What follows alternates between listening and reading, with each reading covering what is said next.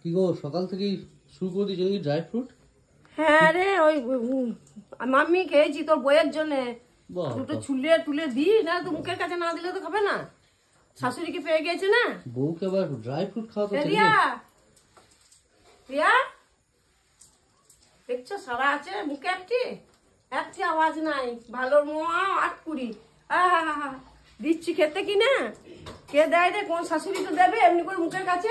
এই কি হলো? কে তো চেঁচাচ্ছে কোনো সকালবেলা থেকে? দেখ কি খেতে দিচ্ছি, খা ড্রাই ফ্রুট গুলো খা, শরীরটা ভালো হবে তো। তবে তো করতে পারবি মিষ্টি চা শরবত পড়বে কে? এই জন্য ডাকছি। খাও খাও। আমি বুঝতে পারিনি তো।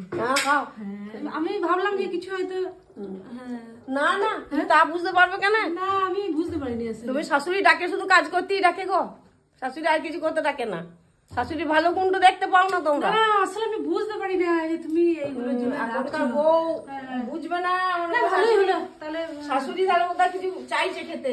না না, তা কেন ভাবো? ওই জন্য আওয়াজ দিচ্ছিলে না মা? না না, তা না, আমি ভুল ভাবছি। বুঝতে পেরেছি যে তোমার সব আমি ভাবটা বুঝতে পারছি। এবার আমি খাচ্ছি তাই মুখে মনে হলো যে আমি খাচ্ছি।